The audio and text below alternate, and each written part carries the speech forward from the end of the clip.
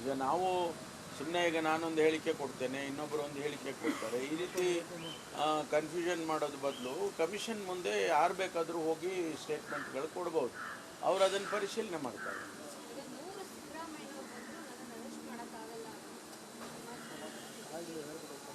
ಇಲ್ಲ, ನಾನು ಇದಕ್ಕೆಲ್ಲ ಕಮೆಂಟ್ ಮಾಡೋಕ್ಕೆ ಹೋಗೋದಿಲ್ಲ. ಕಾನೂನಿನಲ್ಲಿ ಏನು ಮಾಡಬೇಕು ಅದನ್ನು, ಯಾರಿಗೆ ಅರೆಸ್ಟ್ ಮಾಡಬೇಕು ಕಾನೂನಿನಲ್ಲಿ ಅರೆಸ್ಟ್ ಮಾಡೋದಕ್ಕೆ ಅವಕಾಶಗಳಿದ್ದಾವೆ ಅಲ್ವಾ. ಈ ರೀತಿ 100 ಜನನೂ ಬೇಕಾಗಿಲ್ಲ, 200 ಜನನೂ ಬೇಕಾಗಿಲ್ಲ.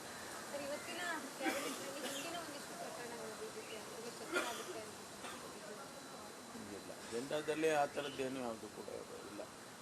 ಜಸ್ಟಿಸ್ ಮೈಕಲ್ ಪುನ್ನಾ ಅವರ ರಿಪೋರ್ಟ್ ಈಗ ಈ ಮಂತ್ ಎಂಡಿಗೆ 31 ಆಗಸ್ಟ್ ಬರ್ತದೆ ಅಂತ ಹೇಳಿ, ಈಗ ಮತ್ತೆ ಅದಕ್ಕೆ ಮತ್ತಷ್ಟು ಕಾನೂನು ಬಲ ಕೊಡೋದಕ್ಕೆ ಅಂದರೆ ಈಗ ಯಾಕೆಂದರೆ ಕೋವಿಡ್ನಲ್ಲಿ ದೊಡ್ಡ ಮಟ್ಟದಲ್ಲಿ ಅಕ್ರಮ ಆಗಿದೆ ಅಂತ ಈಗಾಗಲೇ ಅರೆಸ್ಟ್ ಮಾಡೋ ಮಟ್ಟಕ್ಕನ ಹೋಗಿದೆಯಾ ಅಂತ, ಯಾಕೆಂದರೆ ವರದಿ ಬರೋವರೆಗೂ ನಾವು ಯಾವುದನ್ನು ಸ್ಪೆಕ್ಯುಲೇಟ್ ಮಾಡೋಕ್ಕೆ ಹೋಗಿದ್ವಿ. It will be only speculations.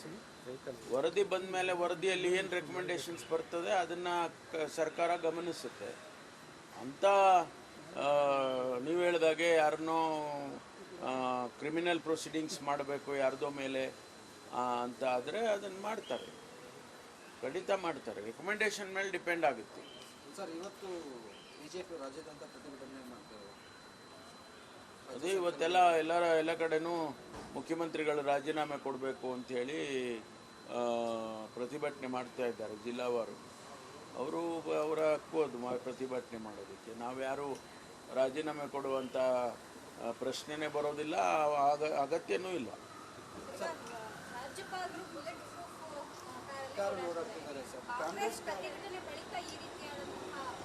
ಗೊತ್ತಿಲ್ಲ ಅವರಿಗೇನು ಥ್ರೆಟ್ ಇದೆಯೋ ನಮಗೆ ಗೊತ್ತಿಲ್ಲ. ಅವ್ರಿಗೇನು ಥ್ರೆಟ್ ಇದೆ ಅಂತ ನಮ್ಗೆ ಗೊತ್ತಿಲ್ಲ. ಯಾರು ಅವರಿಗೆ ಥ್ರೆಟ್ ಪರ್ಸೆಪ್ಷನ್ ಅವ್ರಿಗೆ ಹೇಳಿದಾರೇನು ನಮಗೇನು ಗೊತ್ತಿಲ್ಲ. ಅವರು ಸೆಕ್ಯೂರಿಟಿ ಕೇಳ್ಕೊಂಡಿದ್ದಾರೆ, ಸೆಕ್ಯೂರಿಟಿ ಕೊಟ್ಟಿದ್ದಾರೆ, ವಿಚ್ ಈಸ್ ಎಂಟೈಟ್ಲ್ಡ್.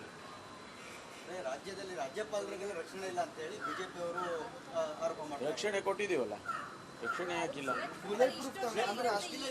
ಈಗ ಅವರಿಗೆ ಭಾರತೀಯ ಜನತಾ ಪಾರ್ಟಿಯವರು ಆ ಸನ್ನಿವೇಶವನ್ನು ಕ್ರಿಯೇಟ್ ಮಾಡಿದ್ದಾರೆ. ಭಾರತೀಯ ಜನತಾ ಪಾರ್ಟಿಯವರ ಈ ಒಂದು ಆ್ಯಕ್ಷನ್ಸ್ಗಳು ಅವರಿಗೆ ಅಂಥ ಒಂದು ಪರಿಸ್ಥಿತಿಗೆ ತಗೊಂಡು ಬಂದಿದ್ದಾವೆ ಅಂತ ಹೇಳ್ಬೋದು. ಗೊತ್ತಿಲ್ಲ, ನನಗೇನು ಗೊತ್ತು, ಅವ್ರಿಗೆ ಕೇಳಬೇಕು. ಅವ್ರಿಗೆ ಭಯ ಇರೋದು ನನಗೆ ಹೆಂಗ್ರಿ ಗೊತ್ತಾಗುತ್ತೆ? ಅದೇ ಹೇಳಿ ಆಯ್ತಲ್ಲ, ಅವ್ರಿಗೆ ಕರೆಕ್ಷನ್ಸ್ ಕೊಟ್ಟಿದ್ದಾರೆ ಇವತ್ತು. ಆ ಅರ್ಥದಲ್ಲಿ ಹೇಳಿಲ್ಲ ಅಂತ ಹೇಳಿ ಇವತ್ತು ಕರೆಕ್ಷನ್ ಕೊಟ್ಟಿದ್ದಾರೆ. ಅದು ಅಲ್ಲಿಗೆ ಮುಗೀತು. ಪ್ರತಿಭಟನೆ ಕೂಡ ಮಾಡ್ತಾರೆ ಬಿಜೆಪಿ ಅವರು. ಮಾಡ್ಕೊಳ್ಳಿ, ಬಿಜೆಪಿ ಪ್ರತಿಭಟನೆ ಮಾಡಿದ ಕ್ಷಣಕ್ಕೆ ಎಲ್ಲವೂ ಭಾಳ ಇದು ಅಂತ ಹೇಳೋಕ್ಕಾಗುತ್ತೆ. ಅವರು ಇವತ್ತು ರಿಯಾಕ್ಷನ್ಸ್ ಕೊಟ್ಟಿದ್ದಾರೆ.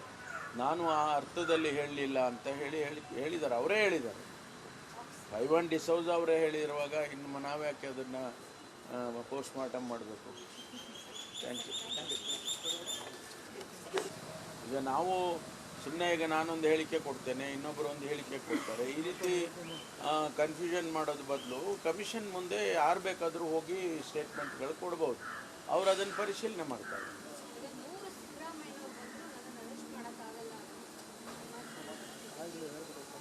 ಇಲ್ಲ, ನಾನು ಇದಕ್ಕೆಲ್ಲ ಕಮೆಂಟ್ ಮಾಡೋಕ್ಕೆ ಹೋಗೋದಿಲ್ಲ.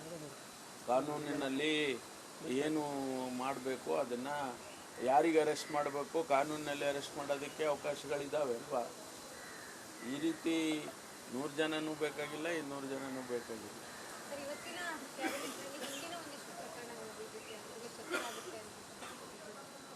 ಇಲ್ಲ, ಅಜೆಂಡಾದಲ್ಲಿ ಆ ಥರದ್ದೇನು ಯಾವುದು ಕೂಡ ಇಲ್ಲ.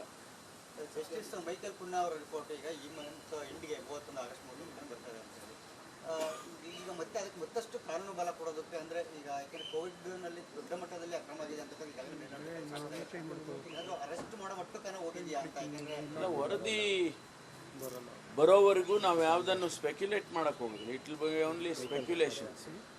ವರದಿ ಬಂದ ಮೇಲೆ ವರದಿಯಲ್ಲಿ ಏನು ರೆಕಮೆಂಡೇಶನ್ಸ್ ಬರ್ತದೆ ಅದನ್ನು ಸರ್ಕಾರ ಗಮನಿಸುತ್ತೆ. ಅಂತ ನೀವು ಹೇಳಿದಾಗೆ ಯಾರನ್ನೋ ಕ್ರಿಮಿನಲ್ ಪ್ರೊಸೀಡಿಂಗ್ಸ್ ಮಾಡಬೇಕು ಯಾರ್ದೋ ಮೇಲೆ ಅಂತ ಆದರೆ ಅದನ್ನು ಮಾಡ್ತಾರೆ, ಖಂಡಿತ ಮಾಡ್ತಾರೆ. ರೆಕಮೆಂಡೇಶನ್ ಮೇಲೆ ಡಿಪೆಂಡ್ ಆಗುತ್ತೆ. ಸರ್, ಇವತ್ತು ಬಿಜೆಪಿ ರಾಜ್ಯಾದ್ಯಂತ ಪ್ರತಿಭಟನೆ ಮಾಡ್ತಾರೆ. ಅದೇ ಇವತ್ತೆಲ್ಲ ಎಲ್ಲ ಕಡೆನೂ ಮುಖ್ಯಮಂತ್ರಿಗಳು ರಾಜೀನಾಮೆ ಕೊಡಬೇಕು ಅಂಥೇಳಿ ಪ್ರತಿಭಟನೆ ಮಾಡ್ತಾ ಇದ್ದಾರೆ ಜಿಲ್ಲಾವಾರು. ಅವರ ಹಕ್ಕು ಅದು ಪ್ರತಿಭಟನೆ ಮಾಡೋದಕ್ಕೆ. ನಾವ್ಯಾರು ರಾಜೀನಾಮೆ ಕೊಡುವಂಥ ಪ್ರಶ್ನೆನೇ ಬರೋದಿಲ್ಲ, ಅಗತ್ಯನೂ ಇಲ್ಲ.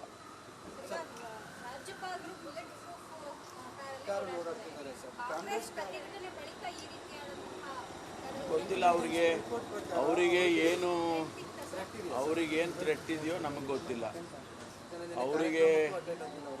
ಅವ್ರಿಗೇನು ಥ್ರೆಟ್ ಇದೆ ಅಂತ ನಮ್ಗೆ ಗೊತ್ತಿಲ್ಲ. ಯಾರು ಅವರಿಗೆ ಥ್ರೆಟ್ ಪರ್ಸೆಪ್ಷನ್ ಅವ್ರಿಗೆ ಹೇಳಿದಾರೇನೋ ನಮಗೇನು ಗೊತ್ತಿಲ್ಲ.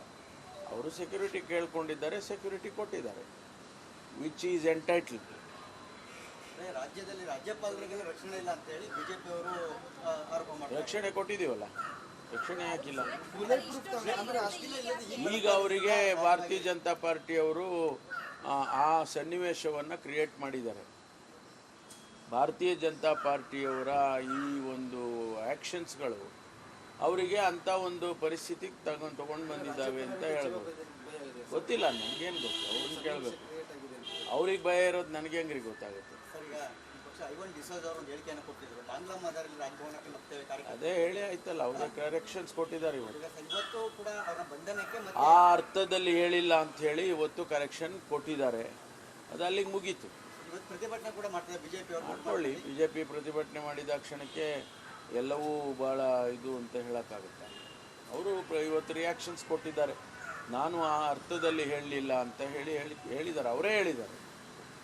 ಐವನ್ ಡಿಸೌಜ ಅವರೇ ಹೇಳಿರುವಾಗ ಇನ್ನು ನಾವ್ಯಾಕೆ ಅದನ್ನು ಪೋಸ್ಟ್ ಮಾರ್ಟಮ್ ಮಾಡಬೇಕು? Thank you. ನಮಸ್ಕಾರ, ಕರ್ನಾಟಕ ಪ್ರೈಮ್ ಟೈಮ್ಗೆ ಸ್ವಾಗತ.